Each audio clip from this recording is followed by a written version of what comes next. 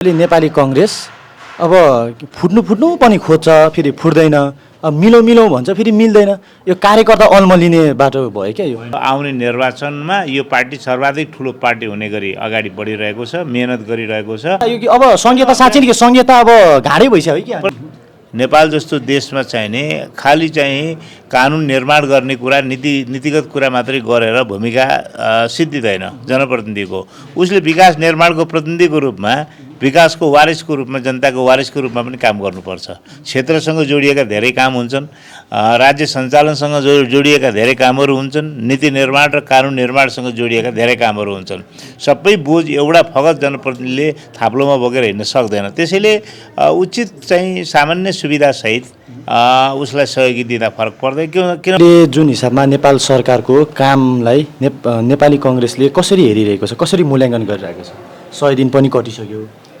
अब हेर्नुहोस् मूलत गत निर्वाचनपछि प्रमुख प्रतिपक्षी दलको नाताले नेपाली कांग्रेसले सरकारले गरिरहेका कामहरूलाई सूक्ष्म रूपबाट र गम्भीर रूपबाट निहालिरहेको छ गत असार 17 गते सरकारले आफ्नो 100 दिनको आयु पुरा पनि गरेको छ 100 दिनसम्मको अवधिमा हामीले सरकारका काम कारबाहीलाई बडो जिम्मेवारीपूर्वक हामीले हेर्यौं अवलोकन गर्यौं सरकार परिणाम निकाल्ने कुरामा भन्दा चाहिँ सरकार चाहिँ घोषणा गर्ने अथवा व्यवहारमा भन्दा नारामा बढी चाहिँ रमाएको देखिन्छ केही घोषणाहरू सरकार काममा भन्दा फेसबुकमा सोशल मिडियामा चाहिँ सामाजिक सञ्जालमा अथवा काम गर्छौं हामी पुरानाहरूले काम गरेनन्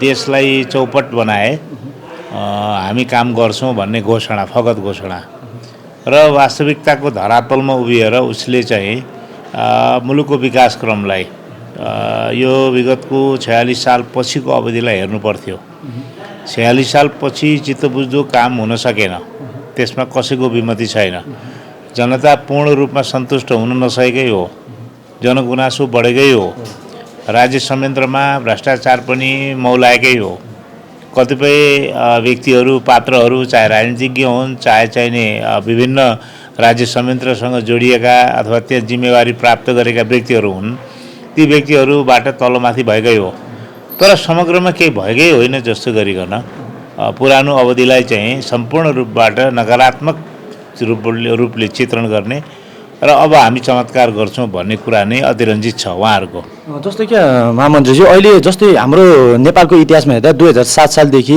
आज जेनजी आन्दोलनसम्मको परिवर्तनलाई हेर्दा फेरि एउटा आन्दोलन एउटा क्रान्ति त हुने तर त्यो किसिमको त्यो गाउँको त्यो किसानको जीवनस्तर चाहिँ कहिले पनि माथि उकासिन सकेन भनेको यो हो मूल कुरा के हो भने यो 7 सालको क्रान्तिपछिको समयलाई हामीले हेर्यौं भने 7 वर्ष त संक्रमण कालमै बित्यो 7-8 वर्ष राजाले सरकार बनाउने फाल्ने गरे मुलुकले चाहिँ एउटा संविधान पनि चाहिँ राम्रो गरिकन चाहिँ जनभावना अनुरूपको संविधान प्राप्त गर्न सकेन तत्कालका काम चलाउका चाहिँ कानुनहरू संविधानहरू बने र देशले सही बाटो समात्न सकेन 15 सालको निर्वाचन पछि 17-18 महिना एउटा डेमोक्रेटिक प्रजातान्त्रिक सरकारले काम गर्दै सैनिक बलमा मुलुकमा स्थापना भएको प्रजातन्त्र गुम्यो त्यसपछि 30 वर्ष कालरात्रि पञ्चायती कालरात्रि भन्छौं निरङ्कुशताको अवधि निरङ्कुशताको कालखण्ड सुरु भयो र 46 सालको परिवर्तनपछि प्रजातन्त्रको पुनर्स्थापना पछि केही चाहिँ विकासका कामहरू सुरु भए वास्तवमा र 46 पछिकै विकासको एउटा चाहिँ खाका चाहिँ विभिन्न सरकारले अगाडि सारे त्यसको परिणाम हो अहिलेको विकास पर्याप्त छैन यो अवधिमा धेरै गर्न सकिन्थ्यो गर्न सकिएन त्यो कुरालाई हामीले स्वीकार गरेका छौं तथापि के हो भने मुलुकको अनुहार फेर्ने मुलुकको चित्र फेर्ने काममा तत्कालीन सरकारहरूले थोर बहुत काम गरेकै छन् जस्तै अब हामी धेरै हामी इतिहासतिर गयौं हामी अहिले वर्तमानतिर नै सोध्नुभयो नि त 7 साल त मैले पुर्याएको हो म त्यता गएकै थिइनँ अब अहिलेको कुरा गरौँ जस्तै अहिले प्रतिपक्षहरू पनि सदनमा अहिले रचनात्मक प्रतिपक्ष देखिएको जस्तो देखिएन किन अलिक सङ्ख्या कम भएको कारणले होइन होइन यसो हो सङ्ख्याले सबै कुरा निर्धारण गर्दैन सङ्ख्याकै आधारमा चाहिँ नि भूमिका निर्धारित हुँदैन हामी सङ्ख्यामा कम भए पनि नेपाली कङ्ग्रेस पार्टी हो मुख्य प्रतिपक्षी दलको रूपमा रहेको छ हामीले चाहिँ नि संसदीय चाहिँ भूमिका प्रभावकारी रूपमा निर्वाह गरिरहेका छौँ भन्ने मलाई लाग्छ नेपाली समाजको मनोविज्ञान कस्तो छ भने उग्रता उशृङ्खलतालाई नै क्रान्तिकारिता ठान्ने मान्ने प्रवृत्ति विकास भएको छ चर्को कुरा गर्ने बित्तिकै सबैले कुरा सुनिहाल्ने ओहो यसले चाहिँ नि बडो क्रान्तिकारी कुरा गर्यो भन्ने क्रान्तिकारिताको मापदण्ड अथवा भूमिकाको सशक्त र प्रभावकारी भूमिकाको मापन चाहिँ चर्को र क्रान्तिकारी चाहिँ आवाज अथवा क्रियाकलापबाट निर्धारण गर्ने परिपाटी छ सामाजिक मनोविज्ञान छ त्यसो भएको हुनाले हाम्रो उशृङ्खल देखिएन होला उग्र देखिएन होला तर हाम्रो संसदीय दलको नेताले बोलेको कुरा हाम्रा चाहिँ नि संसदीय दलका सदस्यहरू अथवा प्रतिनिधि सभाका सदस्यहरूले बोलेका कुरा हेर्दाखेरि हामीले सशक्त र प्रभावकारी भूमिका निर्वाह गर्ने कोसिस गरेका छौँ अझै चित्त बुझ्नु भएको छैन होला अथवा पार्टीका नेताहरू सभापतिदेखि अरू साथीहरूले पनि आफ्नो ठाउँबाट विभिन्न फोरमहरूमा चाहिँ नि सरकारका काम कारबाहीका बारेमा देशको स्थितिका बारेमा आफ्ना सुशीला कार्की हुँदाखेरि त्यो जुन सांसदहरूले त्यो स्वकीय सचिव भनौँ न त्यो हटाएको थियो तर अहिले फेरि अहिलेको सरकारले स्वकीय सचिव पाउने व्यवस्था फेरि चाहिँ लागू गर्नुभयो होइन यसमा फेरि कङ्ग्रेस एमाले लगायतका विपक्षी दलहरू आफूले पाउने व्यवस्था चुइक्क नबनी रहेछ है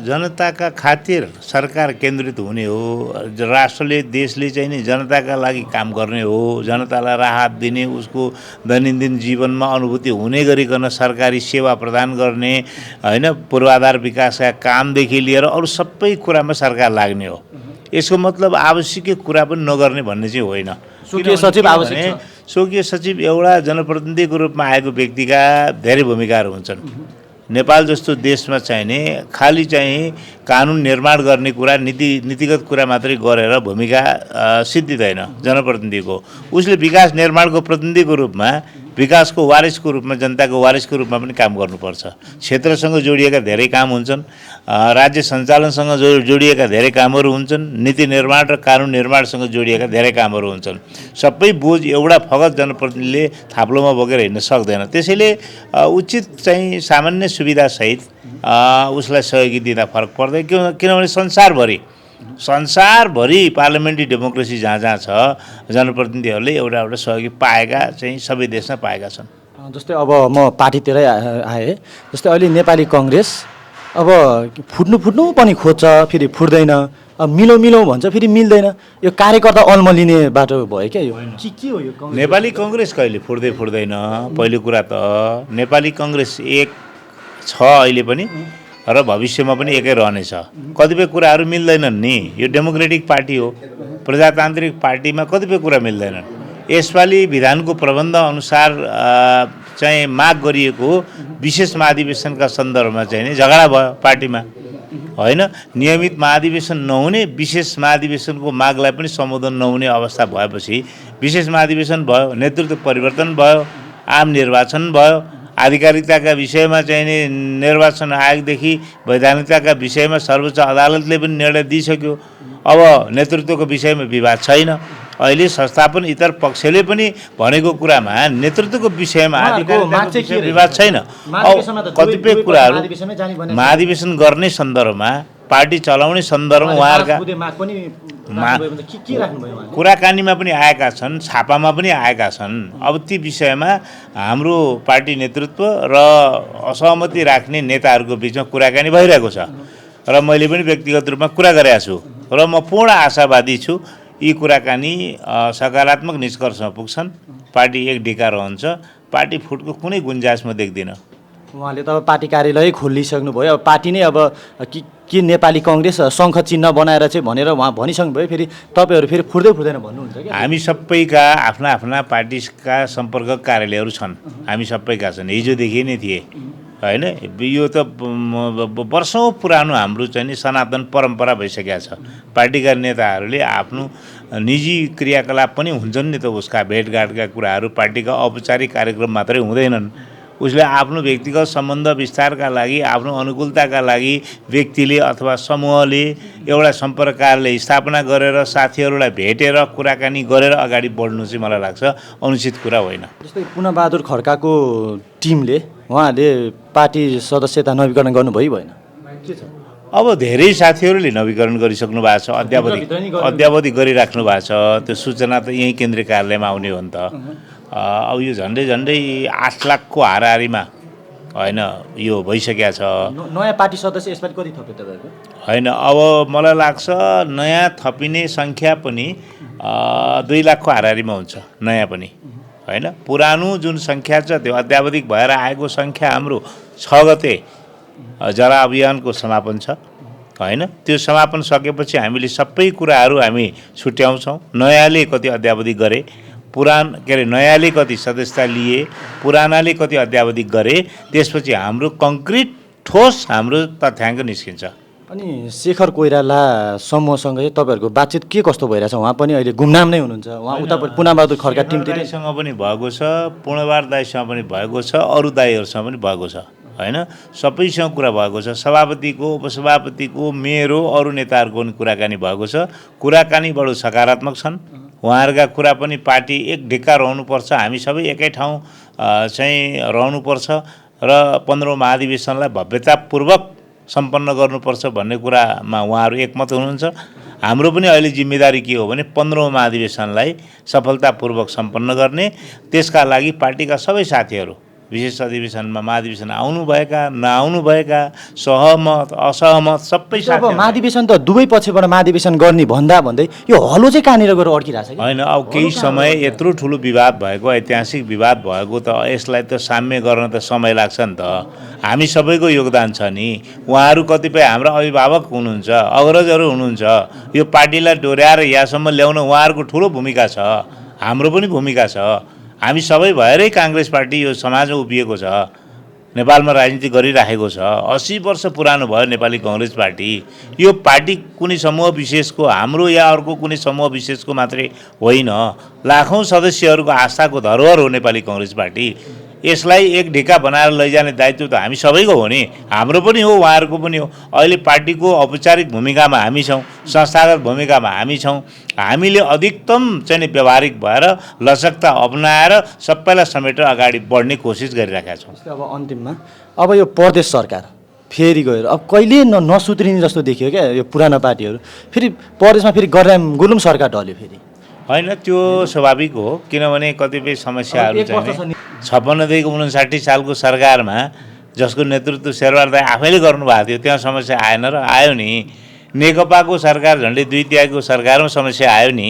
एकलौटी सरकार, बहुमतको सरकार छ अहिले राष्ट्रपार्टी। अब यो समयमा त पाठ सिक्न पर्ने बेला हो नि त काङ्ग्रेस एमाले लगायतका दलहरूले। त्यहाँको सुविधा अनुसार, संहिताको मर्म अनुसार सरकारको नेतृत्व फेरिन्छ, रहन्छ, समीकरण बदलिन्छ, बन्छ। त्यो स्वाभाविक कुरा हो। 1 वर्षमा अब संहिता साँच्चै नि संहिता अब घाँडै भइसक्यो कि प्रदेशहरूको अभ्यास चाहिँ नि तपाईँको नयाँ अभ्यास हो नेपालको परिप्रेक्ष्यमा। त्यसैले यी समस्या संहिता नेपालमा चाहिँ प्रदेश आवश्यक छैन भन्ने प्रश्न पनि उठिराखेको छ, माग पनि उठ्या छ होइन। जनमानसमा यो प्रश्न उठ्या छ होइन। 3 टायर्स अफ गभर्मेन्ट जुन संहिताको चाहिँ हामीले आधारशिलाको रूपमा बनाएका छौँ, यो चाहिँ होइन अब केन्द्र र चाहिँ नि प्रदेशलाई हटाएर स्थानीय तह मात्रै राख्नुपर्छ भन्ने कुरा पनि आएका छन्। तर मौजुदा संविधानले परिकल्पना गरेको त 3 तहका सरकारहरू हुन्। अब यी सरकार चलाउँदा अहिलेलाई यी सरकार चलाउँदा परिमार्जन गरेर, सुधार गरेर, सुशासनतर्फ अनुभव बनाएर सबै कुरा मिलाएर जानुबाहेक अहिलेलाई विकल्प छैन।